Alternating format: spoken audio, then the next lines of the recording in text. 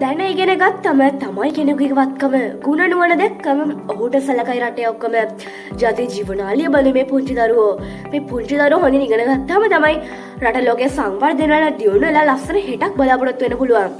එසේනම් ඉගෙනීමෙන් ලොවක් තනම යන මාතෘකාව යටතේ ඔබ ඉදිරියේ වදන් වෙලා මුණනට ගෞරවනීය විනිශ්චය මණ්ඩලයේත් මහා කරට කර තරඟ වදින කදිගලවලින් ඔබ සැමගේත් ස්වර්ණමය වූ කාලයෙන් මිදක් මාවිතත් ලබා දෙන්න.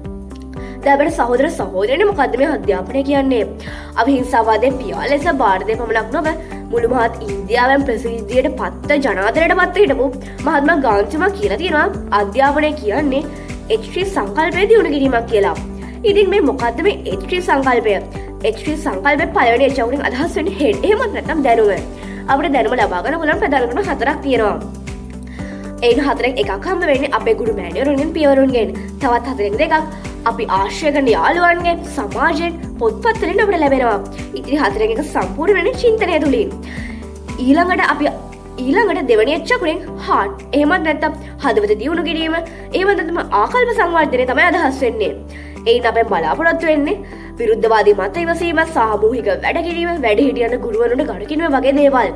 තුන්වෙනිට එහෙමත් නැත්නම් අවසානයේට එච්චකුරෙන් බලාපොරොත්තු වෙන්නේ හෑන්ඩ් එහෙමත් නැත්නම් හසුරුහුරුව. ඒ තුළින් තමයි ලියන්න කියන්න නටන්න ගයන්න දුවන්න පඩින තියෙන අපේ තියෙන හැකියාවන් පිළිඹු වෙන්නේ. ඉතින් දැන් සහෝදර සහෝදරියනි මේ අධ්‍යාපනයේ වටිනාකම කෙබඳුද? අධ්‍යාපනය තුළින් තමයි අපේ දැනුම ආකල්ප සංවර්ධනය වෙන්නේ. ඒ වගේම කුසලතා වර්ධනය වෙන්නේ. ස්වගෘහේ පූජතේ මූර්ඛෝ ස්වග්‍රාමේ පූජතේ ප්‍රභු ස්වදේශේ පූජතේ රාජා විද්වාතේ සර්වත්‍ර පූජතේ. මෝඩයා තම ගෙදරදී පිදුම් ලබයි. ප්‍රභූවරයා තම ගමේදී පිදුම් ලබයි. රජතුමා සිය රටේදී පිදුම් ලබයි. ඒත් උගතා එහෙම නැත්නම් විද්වතා ලෝක සෑම තැනකදී පිදුම් ලබයි. මේ ආප්තෝපදේශයෙන් අපිට පිළිඹු වෙනවා අධ්‍යාපනයේ කෙතරම් වැදගත් දෙයක්ද කියලා. මෙහෙම කියද්දී මට එක කතාවක් මතක් වෙනවා.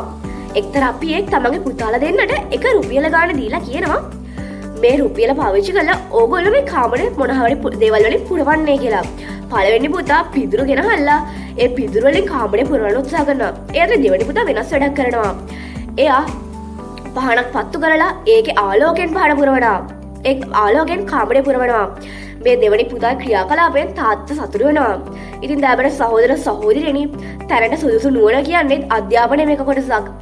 එසේනම් අපේ ආකල්ප සංවර්ධනය කරගනිමින් දැනුම වර්ධනය කරගනිමින් කුසලතා සංවර්ධනය කරගනිමින් ඒ වගේම තමන්ගේ නුවණ තැනට සුදුසු ආකාරයට මෙහෙයවමින් කටයුතු කරමින් ලස්සන හෙටක් සුවදායි හෙටක් වඩාත් ප්‍රයෝජනවත් හෙටක් දැකීමේ බලාපොරොත්තුවෙන් මම නිහඬ වෙනවා. ඔබ සැමට ස්තුතියි.